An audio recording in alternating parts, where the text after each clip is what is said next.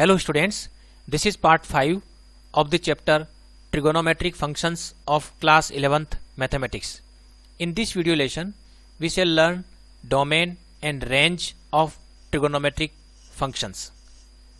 Trigonometric functions की domain और range हम किस तरह से फाइंड आउट कर सकते हैं, आज के इस वीडियो में हमें सीखने वाले हैं। जैसा कि आप यहाँ देख रहे हैं, एक यूनिट सर्किल है और यूनिट सर्किल की मदद से हमने साइन एक्स और कॉस एक्स को डिफाइन किया था। तो जैसे पॉइंट पी है और पॉइंट पी जो इस फिक्स पॉइंट ए से एक्स डिस्टेंस अवे है, यानी आर्क लेंथ जो है वो एक्स है। तो ये जो आर्क है वो सेंटर पर जो एंगल सबटेंड कर रही है वो एक्स रेडियन है। तो एक्स रेडियन और जो x length both are equivalent actually. अगर पी पॉइंट इधर लेफ्ट में रहता है, इधर थोड़ा कम होता जाता है, तो ये लेंथ आर्क लेंथ कम होती जाएगी, जीरो हो जाएगी। सिमिलरली एंगल भी उसी हिसाब से धीरे धीरे जीरो हो जाएगा। और अगर पी पॉइंट राइट साइड इधर मूव कर रहा है क्लॉकवाइज डायरेक्शंस में, तो ये जो आर्क लेंथ है वो इधर बढ़ती जाएगी। कॉरस्पॉन्डिंग एंगल जो है वो हम माइनस एक्स कहेंगे। तो अब यदि कॉस एक्स को हमने किस तरह से डिफाइन किया था, कॉस एक्स जो था वो था एक्स कोऑर्डिनेट यानी ए, और कोस वाई जो साइन एक्स था वो था वाई कोऑर्डिनेट यानी बी। और एक रिलेशनशिप हमने इस राइट ट्राइंगल को कंसिडर किया था ओपीएम को, उसके बेसिस पर हमने देखा था कि ए स्क्वायर और बी स्क्वायर का जो सम था वो 1 है। यहाँ हम ऑब्जर्व कर सकते हैं कि जो ए है वो वास्तव में ओ एम है, और जैसे जैसे पी पॉइंट अलग अलग पोजीशन पर मूव करेगा वैसे वैसे, जैसे मान लीजिए पी पॉइंट यहाँ पर है तो ये एंगल छोटा हो जाएगा, और फिर ये ओ एम यहाँ एम पॉइंट यहाँ आ जाएगा आपका। तो पी पॉइंट जैसे जैसे मूव करेगा, यहाँ पी पॉइंट यहाँ आता है तो एम यहाँ आ जाएगा। पी पॉइंट थोड़ा इधर मूव कर रहा है तो एम ओरिजिन के नज़दीक पहुँचता जाएगा। पी पॉइंट इस तरफ आता है तो फिर प्रोजेक्शन इसका यहाँ पर आ रहा है, एम यहाँ आ जाएगा। पी पॉइंट यहाँ पर तो एम यहाँ आ जाएगा। तो जो एम का मूवमेंट है वो इस पॉइंट सी से लेकर पॉइंट ए के बीच में है, और जो ओ एम है वही एक्स कोऑर्डिनेट है ए। और इधर देखेंगे जो ओ सी है वो -1 और इधर ओ ए है वो +1 है। इसका मतलब हुआ कि जो ए है इसकी वैल्यू कहाँ से कहाँ तक बदल सकती है वो हम यहाँ देख सकते हैं। ए की वैल्यू -1 से लेके 1 के बीच में बदल सकती है। मैक्सिमम वैल्यू एक्स कोऑर्डिनेट जो है वो मैक्सिमम ए हो सकता है, या फिर मिनिमम -1 हो सकता है। तो ए की वैल्यू -1 और 1 के बीच में रह सकती है। इसका मतलब है कि कॉस एक्स अच्छा इसकी इक्वल भी हो सकती है। जब ये बिल्कुल ए पर कॉन्साइड कर जाएगा तो वैल्यू 1 हो सकती है और यहाँ -1 हो सकती है। तो equal to A is less than or equal to 1 और A is greater than equal to -1। -1 और 1 के बीच में होगी, यानी कि cos x की वैल्यू -1 और 1 के बीच में होती है। सिमिलरली जो sin x की बात करें तो sin x जो है वो b है, और जो b यहाँ देखें कि b की वैल्यू कहाँ से y कोऑर्डिनेट कहाँ से कहाँ तक बदल सकता है। तो p पॉइंट जब इस सर्किल पर मूव करेगा, राउंड एंड राउंड लगाता ही जाएगा, तो y कोऑर्डिनेट जो है वो जैसे a से वो b तक जाएगा तो y कोऑर्डिनेट बढ़ते बढ़ते बढ़ते बढ़ते 1 तक जाएगा। उसके बाद में जब p पॉइंट डाउन डायरेक्शन में हो जाएगा तो y कोऑर्डिनेट कम होता जाएगा, और जब p पॉइंट d पॉइंट पर आ जाएगा तो उस समय y कोऑर्डिनेट बिल्कुल मिनिमम -1 हो जाएगा। तो y कोऑर्डिनेट की वैल्यू -1 और 1 के बीच में चेंज हो रही है। इसका मतलब b जो है वो -1 और 1 के बीच में रह रहा है। लेकिन b क्या है, sin x है, इसलिए sin x की वैल्यू भी -1 और 1 के बीच में होगी। तो sin x और cos x की वैल्यू हमेशा -1 और 1 के बीच में होती है according to this unit circle. और इससे जो है दूसरी बात एक और है कि जो x कोऑर्डिनेट, ये जो x है वो एंगल है, और यदि मैं इसको मूव कराता जाता हूँ तो एंगल बढ़ता जाएगा, एक राउंड पूरा होते होते एंगल 2π हो जाएगा। और मैं इसको यूँ भी कह सकता हूँ कि जो लेंथ है, आर्क लेंथ है, जैसे पी पॉइंट इस सर्किल पर मूव करेगा वैसे वैसे आर्क लेंथ 0 से बढ़ते बढ़ते बढ़ते बढ़ते बढ़ती जाएगी, और राउंड पे राउंड लगाते जाएं तो x यानी कि x की वैल्यू बढ़ती जाएगी। तो x कोई भी रियल नंबर हो सकता है, और x की हर वैल्यू के लिए sin x डिफाइन है, क्योंकि किसी भी रियल नंबर के लिए हम पॉइंट p कहीं ना कहीं सर्किल पर होगा, और पॉइंट p सर्किल पर होते ही उसका y कोऑर्डिनेट होगा, y कोऑर्डिनेट होते ही फिर हम sin x बता सकते हैं कितना होगा। इसका मतलब है कि sin x is always defined for every value of x। तो अगर मैं मान लीजिए कोई फंक्शन कंसिडर करता हूँ f(x) is equal to sin x, तो यहाँ मैं ये कह सकता हूँ कि this function is defined for every value of x। तो इसका मतलब हुआ कि जो डोमेन है वो तो पूरा set of real number R ही हो गया। और हम रेंज की बात करें तो रेंज हम यहाँ देख रहे हैं कि साइन एक्स की वैल्यू कोई भी रियल नंबर हो, लेकिन रेंज हमेशा यानी साइन एक्स की जो वैल्यू है वो -1 और 1 के बीच में कन्फाइंड है। इसका मतलब इसकी रेंज हो गई -1 से 1 के बीच में। तो ये तो हो गया साइन एक्स फंक्शन जिसकी डोमेन तो है r और रेंज हो गई -1 से 1। अब यदि हम cos x को देखें तो cos x में हम क्या कहेंगे, अगर मान लीजिए कोई फंक्शन में कंसिडर करता हूँ gx और वो है cos x के इक्वल है, तो अब इसमें भी हम देखेंगे जो cos x है उसमें भी x की हर वैल्यू के लिए p पॉइंट सर्किल पर कहीं ना कहीं होगा।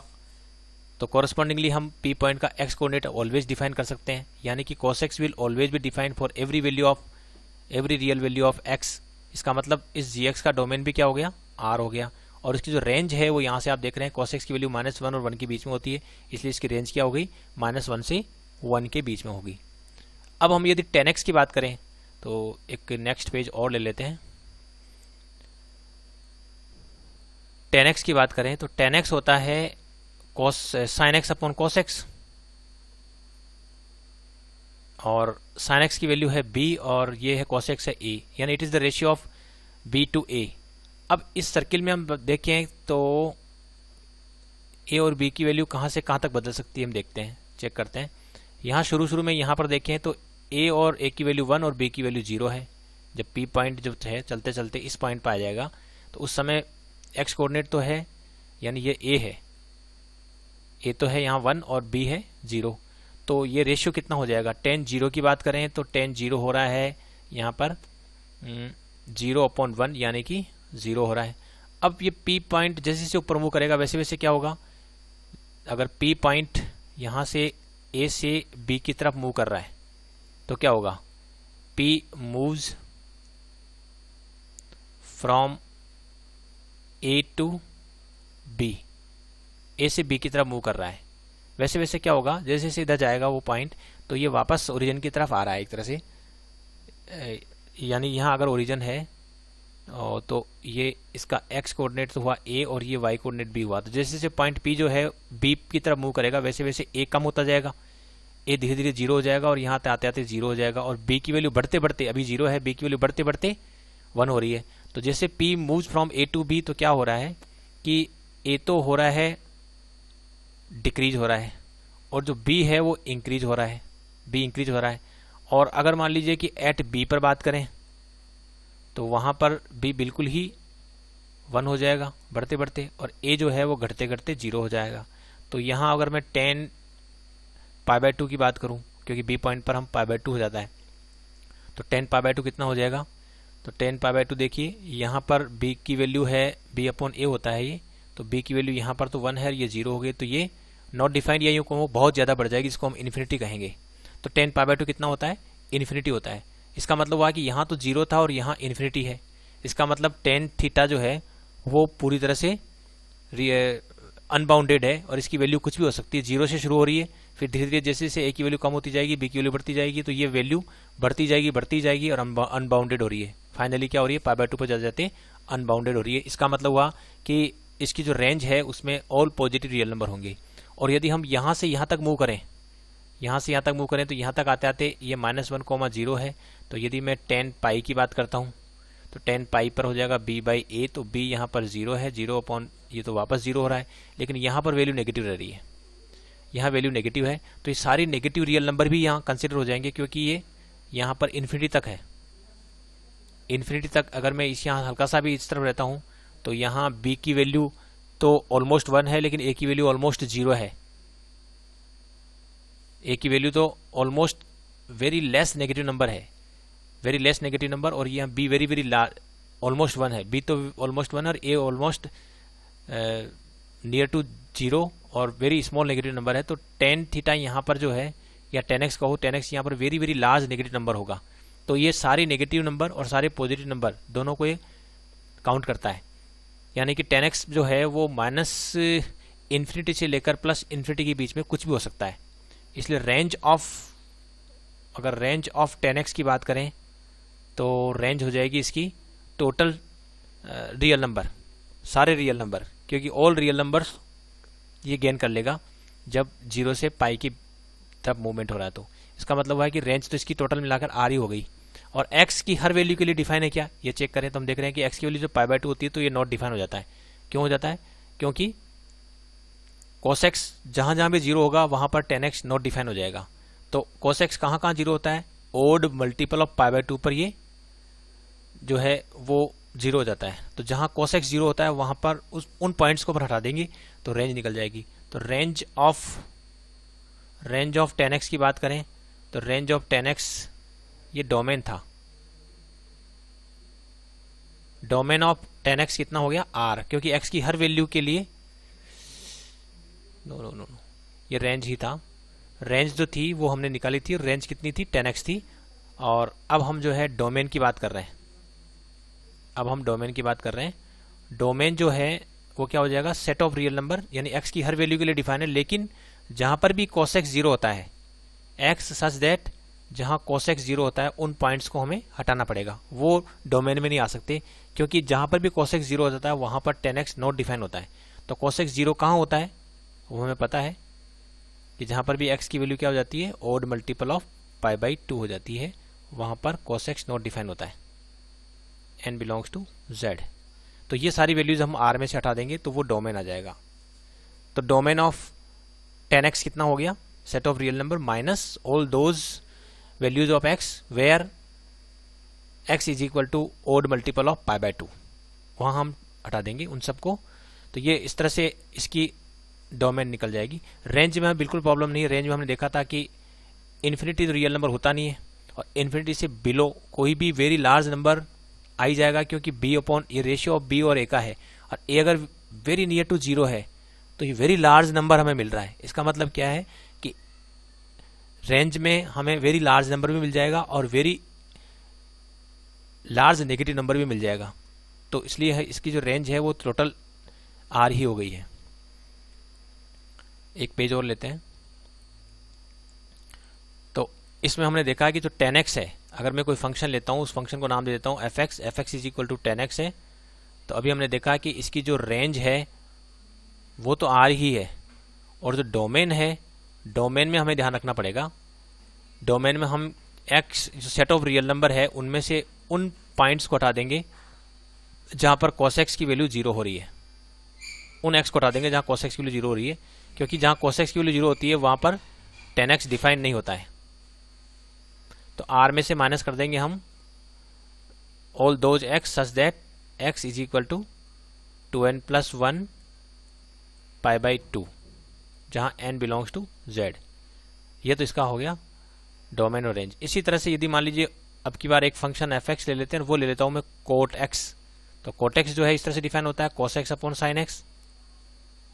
तो इसमें हम देखें कि यहाँ पर जो रेंज है ये भी cot x भी, चूंकि cos x और sin x का रेशियो है, और cos x a होता है और ये b होता है, तो b भी वेरी स्मॉल भी हो सकता है, ऑलमोस्ट 0 भी हो जाता है, और a की वैल्यू 1 और -1 के बीच में फ्लक्चुएट करती है, और b की वैल्यू भी -1 और 1 के बीच में फ्लक्चुएट करती है। तो ये जब 0 है और उस समय ये 1 है, उस समय ये इन्फिनाइट भी हो जाएगा।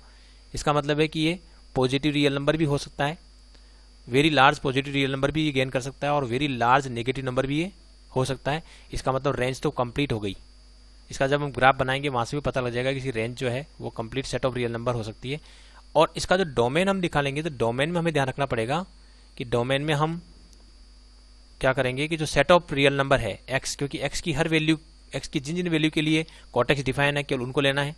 तो ये पूरे सेट ऑफ रियल नंबर पर डिफाइन है except those values of x where sin x 0 होता है। जहां sin x 0 होता है उनको हटा देंगे हम। तो sin x कहां कहां 0 होता है? तो sin x 0 होता है x is equal to n pi पर। तो जो n पाई है where n belongs to z, ऐसी सारी वैल्यूज को हम हटा देंगे सेट ऑफ रियल नंबर में से, तो वो डोमेन ऑफ cot x हो जाएगा। अब हम चलते हैं sec x और cosec x। sec x और cosec x, तो देखिए sec x जो है वो होता है 1 अपॉन cos x। अब हम जानते हैं कि जो cos x है इसकी वैल्यू -1 और 1 के बीच में होती है, जैसा कि अभी हमने देखा। तो sec x की वैल्यू कहाँ होगी? एग्जाम्पल लेते हैं, जैसे मान लीजिए cos x is equal to suppose 2/3 है, जो लेस देन 1 है। तो sec x की वैल्यू क्या हुई? sec x की वैल्यू होगी 3/2। तो जब ये तो लेस देन 1 है तो ये ग्रेटर देन 1 हो गई। और मान लीजिए cos की जो वैल्यू है वो है -12, तो ये जो वैल्यू है वो -1 से लार्जर है, यानी कि cos जो है वो -1 से ग्रेटर है। लेकिन अगर मैं sec लेता हूँ तो sec इसका रेसिप्रोकल करना पड़ेगा, तो -2/1, तो ये लेस देन -1 हो जाएगी।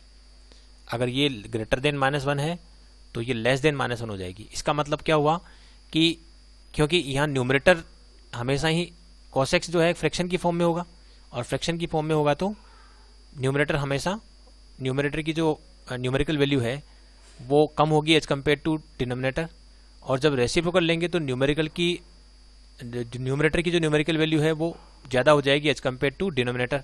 इसलिए sec x हमेशा ही न्यूमेरिकली 1 से ग्रेटर हो जाएगा, और यहाँ भी देखिए तो -1 से स्मॉलर हो जाएगा।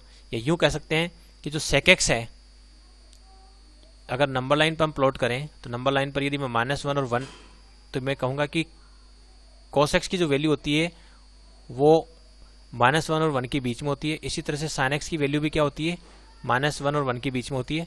लेकिन जो sec x है, sec x क्या हो जाएगा, 1 के बियॉन्ड चला जाएगा, यानी कि sec x की वैल्यू या तो ग्रेटर देन 1 होगी या फिर लेस देन -1 होगी। sec x की वैल्यू या तो लेस देन -1 होगी या ग्रेटर देन 1 होगी। सिमिलरली मैं cosec x के लिए कह सकता हूँ, cosec x है वो 1/sin x होता है, तो ये भी रेसिप्रोकल है, और sin x की वैल्यू भी -1 और 1 के बीच में होती है।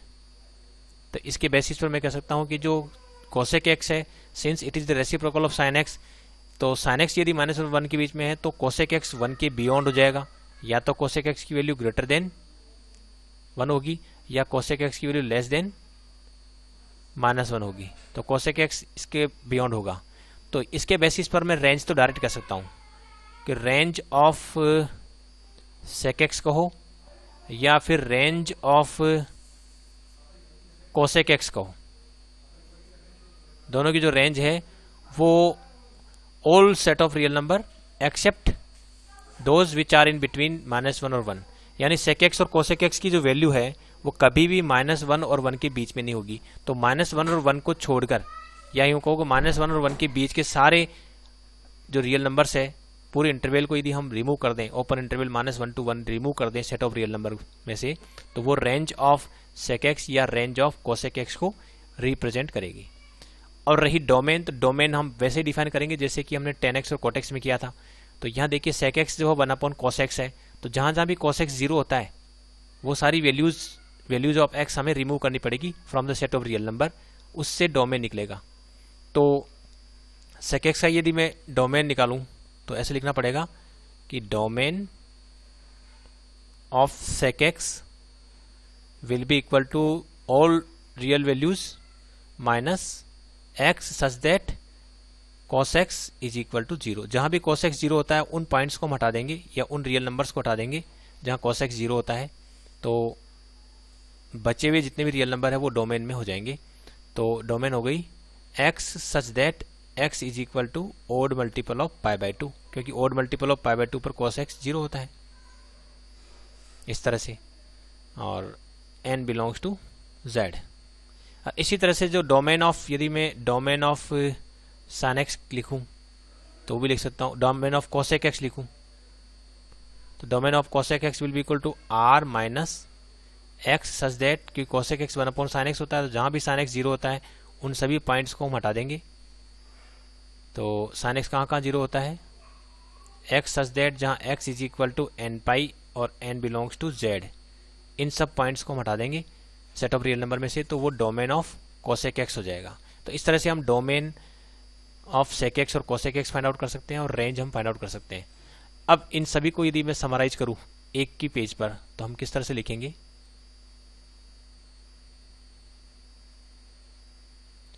यहाँ लिख देते हैं ट्रिगोनोमेट्रिक फंक्शन, यहाँ लिख देते हैं डोमेन, और यहाँ लिख देते हैं रेंज।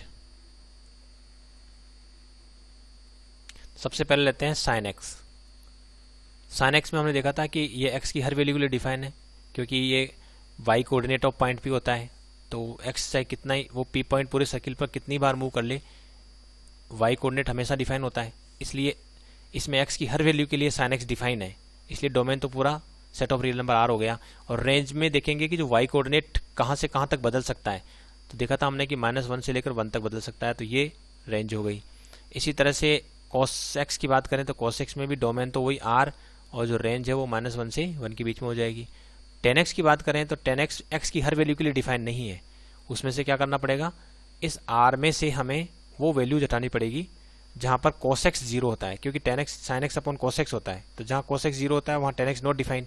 तो cos x कहाँ कहाँ 0 होता है वो हमें पता है, cos x 0 होता है 2n+1 π/2 पे, ओड π/2 पे, ओड मल्टीपल ऑफ π/2 पर 0 होता है जहाँ n बिलोंग्स टू z। तो इसको हम हटा देंगे r में से, उन सब वैल्यूज को हटा देंगे, ओड मल्टीपल ऑफ π/2 हटा देंगे, उनको हटाकर जो बनेगा वो रेंज हो जाएगी, डोमेन हो जाएगा इसका tan x का।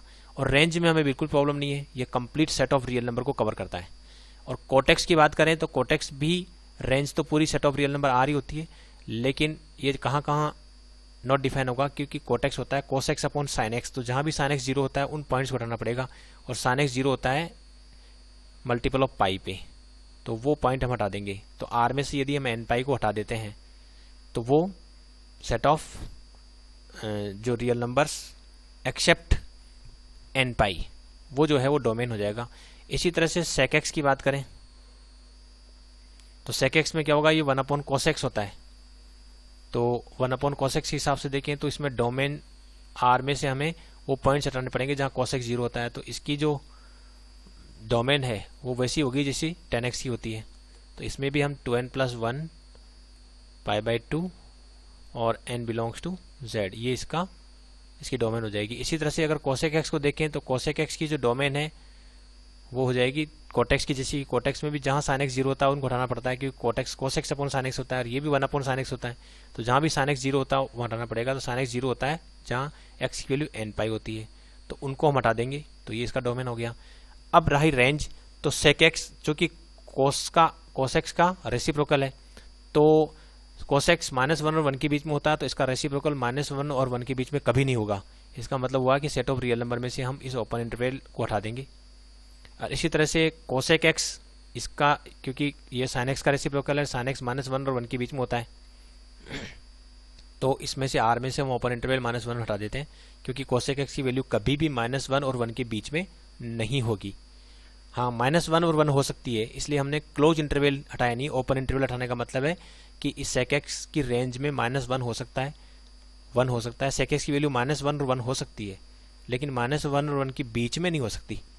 इसी तरह से cosec x के लिए कह सकते हैं। तो ये हो गई डोमेन और रेंज डिफरेंट ट्रिगोनोमेट्रिक फंक्शंस की। अब यहाँ पर हम एक चीज़ और सीख लेते हैं कि जैसे जैसे हम किसी क्वाड्रेंट में एंगल को बढ़ाते हैं, वैसे वैसे ट्रिगोनोमेट्रिक फंक्शन की वैल्यू बढ़ती है या घटती है, ये चेक करते हैं। तो इसके लिए हमें जो यूनिट सर्किल है वो फिर से लेना पड़ेगा। तो ये जो यूनिट सर्किल है इसको मैं वहाँ ले लेता हूँ, इस पेज पर ले लेते हैं, या इसके बाद में जो पेज हम कंसिडर कर रहे हैं यहाँ ले लेते हैं। और यहाँ के आधार पर हम देखते हैं कि sin x की जो वैल्यू है वो जैसे जैसे हम आगे बढ़ते हैं, इस P पॉइंट को जैसे जैसे मैं मूव कराता हूँ, यानी कि फर्स्ट क्वाड्रेंट में यदि x को यदि इंक्रीज करता हूँ फर्स्ट क्वाड्रेंट में, तो ट्रिगोनोमेट्रिक फंक्शन की वैल्यू sin x की वैल्यू किस तरह से चेंज होती है, बढ़ती है या घटती है, ये हम चेक करते हैं। तो यहाँ देखें हम कि यहाँ लिख देता हूँ मैं sin x,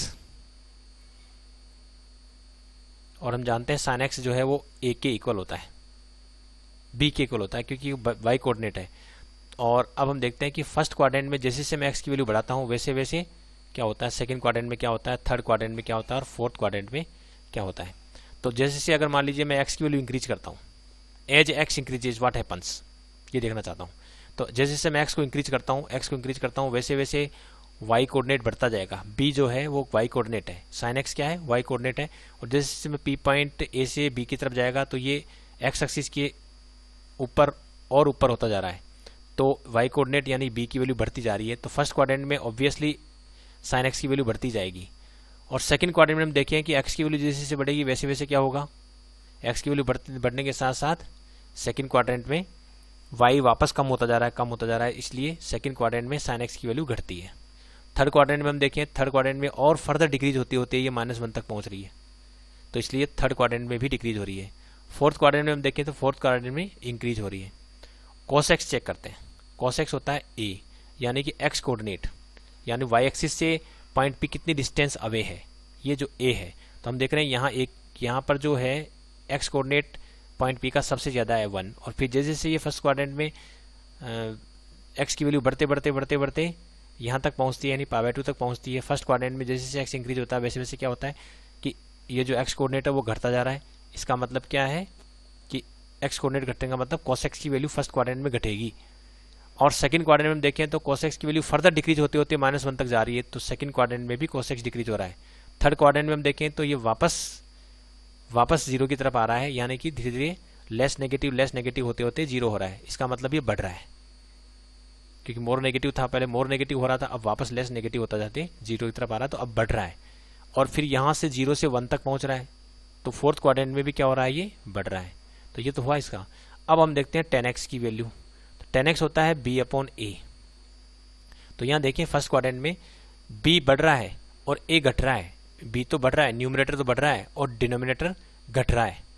तो ये क्या हो गया, ये इनका रेशियो है, ये बढ़ रहा है और ये घट रहा है, तो ये तो रैपिडली इंक्रीज होगा। तो फर्स्ट क्वाड्रेंट में ये इंक्रीज होता जा रहा है। सेकंड क्वाड्रेंट में हम देखते हैं, तो सेकंड क्वाड्रेंट में जो है ये भी घट रहा है, ये भी घट रहा है। तो यहाँ थोड़ा पता लगाना मुश्किल है, ये भी घट रहा है और ये भी घट रहा है। तो हमें ये देखना पड़ेगा कि बी और ए दोनों को ध्यान से देखेंगे। तो सेकंड क्वाड्रेंट में ये भी घट रहा है और ये दूसरा भी घट रहा है, लेकिन हम देखें कि ए की न्यूमेरिकल वैल्यू देखें तो ए की न्यूमेरिकल वैल्यू तो बढ़ रही है। सेकंड क्वाड्रेंट में हम देखें तो ये घट इसलिए रहा है क्योंकि ये मोर एंड मोर नेगेटिव हो रहा है, ए जो है वो मोर एंड मोर नेगेटिव हो रहा है। तो कुल मिलाकर वैसे न्यूमेरिकली तो ए की वैल्यू बढ़ रही है। सेकंड क्वाड्रेंट में जो मूव करेंगे हम, तो ए की न्यूमेरिकल वैल्यू तो बढ़ रही है और बी की न्यूमेरिकल वैल्यू घट रही है। तो बी की वैल्यू घट रही है और ए की वैल्यू बढ़ रही है। न्यूमेरिकल वैल्यू की बात करें तो बी की वैल्यू घट रही है और ए की वैल्यू बढ़ रही है, तो इसकी न्यूमेरिकल वैल्यू तो घट रही है। पहली बात तो न्यूमेरिकल वैल्यू क्या हो रही है, घट रही है। लेकिन न्यूमेरिकल वैल्यू घट रही है और ये क्या है, tan x पॉजिटिव है नेगेटिव है। तो सेकंड क्वाड्रेंट में हम बात करेंगे तो सेकंड क्वाड्रेंट में tan x नेगेटिव होता है। सेकंड क्वाड्रेंट में tan x क्या होता है, नेगेटिव होता है। इसका मतलब क्या है, जो वैल्यू है न्यूमेरिकल वैल्यू तो घट रही है और वो नेगेटिव है। इसका मतलब क्या है, लेस एंड लेस नेगेटिव होती जा रही है, और लेस एंड लेस नेगेटिव होती जा रही है, इसका मतलब वो बढ़ ही रही है, क्योंकि लेस नेगेटिव होने का मतलब क्या है, वो जीरो की तरफ जा रही है। तो ये सेकंड क्वाड्रेंट में बढ़ रहा है। थर्ड क्वाड्रेंट में हम देखें, थर्ड क्वाड्रेंट में बी जो है वो घट रहा है और ए बढ़ रहा है। बी घट रहा है और ए बढ़ रहा है। लेकिन अब ध्यान देंगे कि जो बी है उसकी जो न्यूमेरिकल वैल्यू है वो तो बढ़ रही है। तो एक तरह से देखा जाए तो हम सबसे पहले न्यूमेरिकल वैल्यू की बात करेंगे। बी की न्यूमेरिकल वैल्यू क्या हो रही है, यहाँ पर बी की न्यूमेरिकल वैल्यू बढ़ रही है और ए की न्यूमेरिकल वैल्यू घट रही है, ए इधर आता जा रहा है।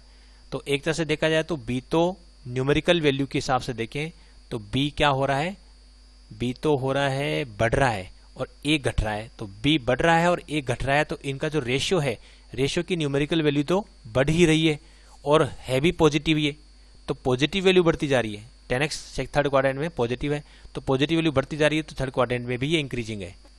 फोर्थ क्वाड्रेंट में हम चेक करें तो फोर्थ क्वाड्रेंट में दोनों ही बढ़ रहे हैं वैसे तो, लेकिन हम देखें कि बी की वैल्यू तो देखिए घटती जा रही है। बी की जो न्यूमेरिकल वैल्यू है, हालांकि बी -1 है, -1 से 0 की तरफ जा रही है, इसका मतलब बी की न्यूमेरिकल वैल्यू घटती जा रही है। तो ये तो घट रहा है, बी तो घट रहा है और ए जो है वो बढ़ रहा है। बी घट रहा है और ए बढ़ रहा है, तो b/a जो है वो घट रहा है, न्यूमेरिकल वैल्यू इसकी घट रही है। लेकिन इसमें ये फोर्थ क्वाड्रेंट में tan नेगेटिव होता है, तो न्यूमेरिकल वैल्यू घट रही है और वो नेगेटिव है। इसका मतलब लेस नेगेटिव होती जा रही है, लेस नेगेटिव होती जा रही है। तो इसका मतलब फोर्थ क्वाड्रेंट में भी tan x बढ़ता है। तो मजे की बात यह है कि tan x जो है वो first quadrant, second quadrant, third quadrant, fourth quadrant सभी में इंक्रीजिंग होता है। और अब यदि मैं कोटेक्स की बात करूं तो कोटेक्स क्या है, रेसिप्रोकल ऑफ tan x है। तो अगर tan x इंक्रीज हो रहा है इसमें, तो डेफिनेटली कोटेक्स क्या हो रहा होगा, डिक्रीज हो रहा होगा। तो ये भी इसमें डिक्रीज हो रहा है, ये भी डिक्रीज हो रहा होगा और ये भी डिक्रीज हो रहा होगा। और अगर मैं sec x की बात करूं तो sec x cos x का रेसिप्रोकल होता है। तो फर्स्ट क्वाड्रेंट में cos x डिक्रीज हो रहा है तो sec x बढ़ रहा होगा। ये सेकंड क्वाड्रेंट में डिक्रीज हो रहा है तो ये इंक्रीज हो रहा होगा। ये यहाँ इंक्रीज है तो यहाँ पर ये डिक्रीज हो रहा होगा। तो ये हो गया sec x। इसी तरह से cosec x की बात करें तो cosec x sin x का रेसिप्रोकल होता है। तो sin x यहाँ इंक्रीज हो रहा है फर्स्ट क्वाड्रेंट में, तो ये डिक्रीज होगा। ये डिक्रीज हो रहा है तो ये इंक्रीज होगा, ये डिक्रीज हो रहा है तो ये इंक्रीज होगा, और यहाँ पर साइन एक्स इंक्रीज हो रहा है तो ये डिक्रीज होगा। तो इस तरह से हम देख सकते हैं कि कौन से क्वाड्रेंट में जैसे जैसे एक्स की वैल्यू बढ़ती जाती है वैसे वैसे अलग अलग क्वाड्रेंट में जो ट्रिगोनोमेट्रिक फंक्शन है वो उनका बिहेवियर किस तरह का होता है, यानी कि वो इंक्रीज होता है, उनकी वैल्यू इंक्रीज होती है या डिक्रीज होती है, वो भी हम आसानी से समझ सकते हैं। तो domain and range of trigonometric functions क्या होती है, और एक्स की वैल्यू को यदि हम फर्स्ट क्वाड्रेंट से सेकंड, थर्ड, फोर्थ क्वाड्रेंट तक इंक्रीज करते जाएं तो ऐसी स्थिति में sine x, cos x, tan x, cot x, sec x और कोसेक एक्स की जो वैल्यू है वो किस तरह से बदलती है वो आज आपने इस वीडियो में सीखा। Thanks for watching this video.